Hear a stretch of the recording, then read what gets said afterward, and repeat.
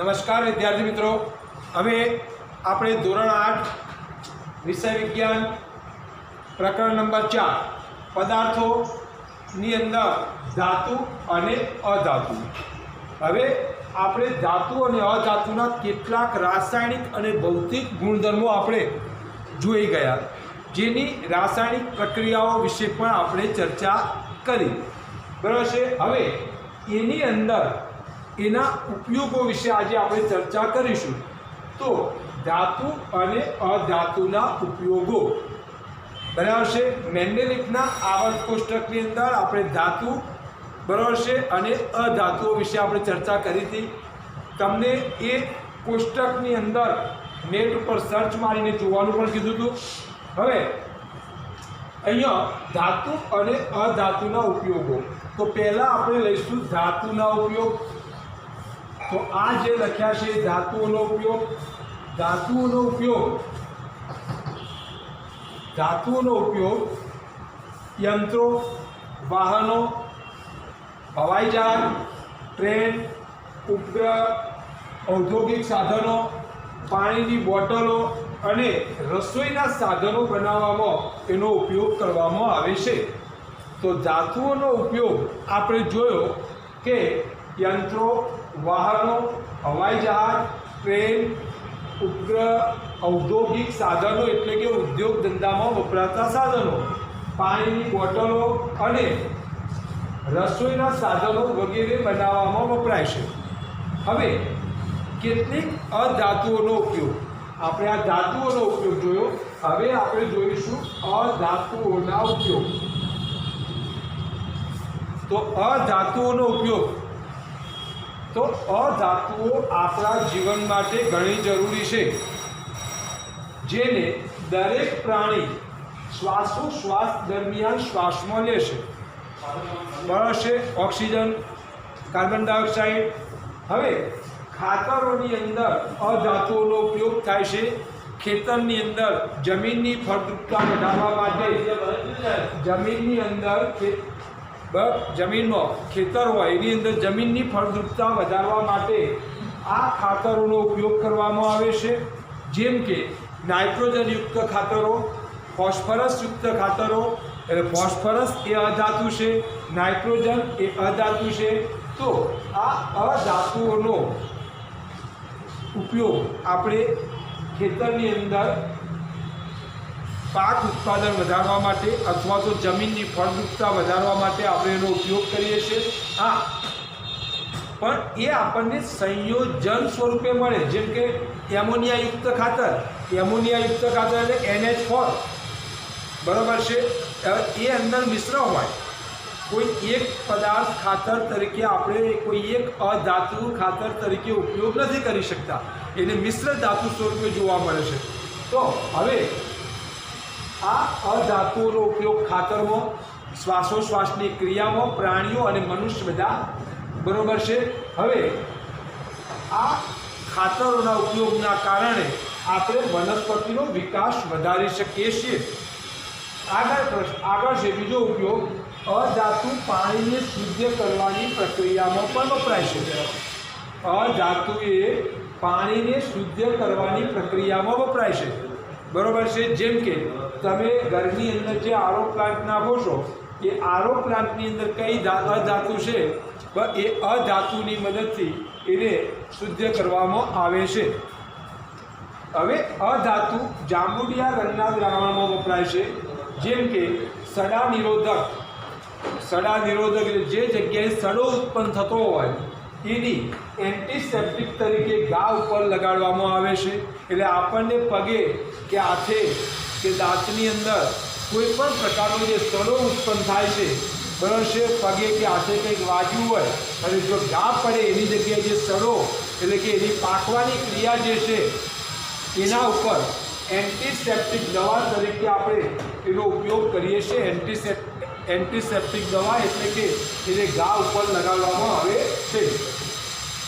હવે બીજો ઉપયોગ છે અધાતુઓનો ઉપયોગ ફટાકડાની બનાવટમાં. હવે મેં કોઈ નામ નથી લખ્યા. સલ્ફર, ગંધક, જેને આપણે ગુજરાતીમાં કહીએ ગંધક, અને વિજ્ઞાનની ભાષામાં સલ્ફર, સંજ્ઞા એચ. તો આ બધાનો ઉપયોગ આપણે અધાતુઓને ફટાકડાની બનાવટમાં ઉપયોગ કરીએ છીએ. પછી અધાતુઓ મેં એક નોંધ લખી છે, ધ્યાન આપજો.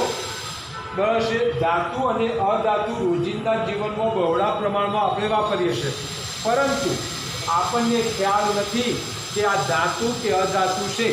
તો એનો ખ્યાલ મેળવવા માટે તમને મેં કીધું કે નેટ ઉપર મેન્ડેલિફનું આવર્ત કોષ્ટકને સર્ચ મારીને જોજો. બરાબર છે. જે ડાબી બાજુ છે એ ધાતુઓ છે, જમણી બાજુ જે છે એ અધાતુ છે, અને વચ્ચે અર્ધ ધાતુઓ આવેલી છે. બરાબર છે. હવે ધાતુ અને અધાતુઓનો તફાવત, ધાતુ અને અધાતુનો તફાવત. બરાબર છે. તો હવે આ તફાવત બોર્ડની પરીક્ષામાં પૂછાય છે, 10મામાં આવે છે, 9મામાં આવે છે, તમારા 8મામાં છે. 3 in 1, એટલે કે જ્યાં સુધી ભણશો ત્યાં સુધી કામમાં આવશે. બરાબર છે. ધાતુ અને અધાતુના તફાવત તો ધ્યાન આપજો.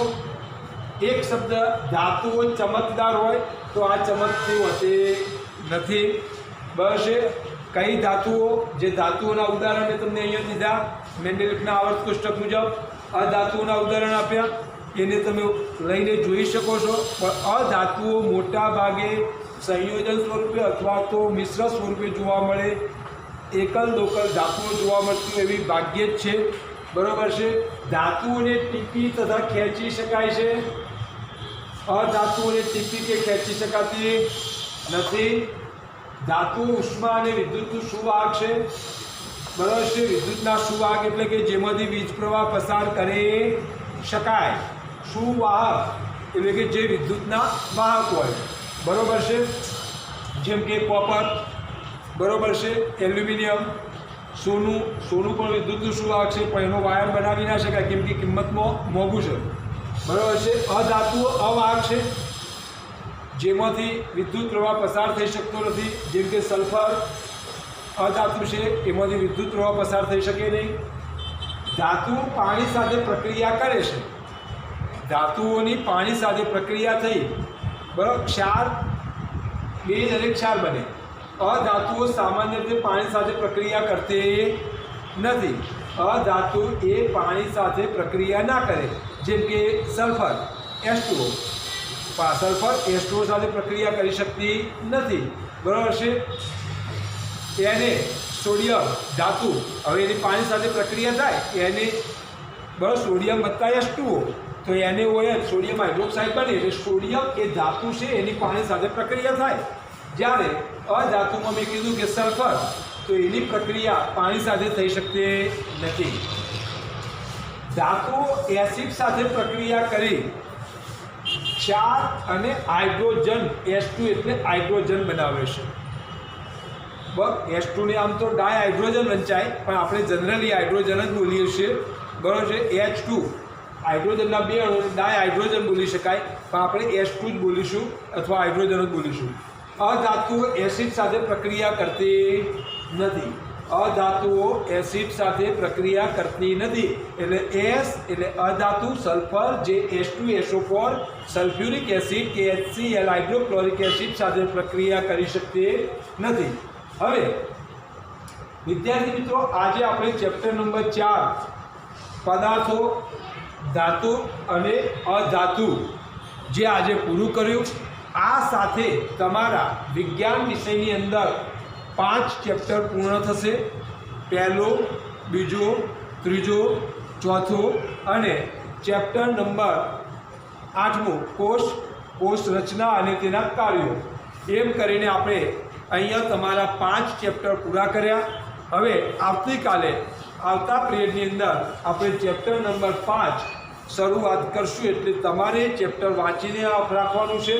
હવે હોમવર્કની અંદર ચેપ્ટર 4માંથી ચલાવેલ પ્રશ્ન નંબર 1 ધાતુના ઉપયોગ અને અધાતુના ઉપયોગ, પ્રશ્ન નંબર 2 ધાતુ અને અધાતુનો તફાવત લખો.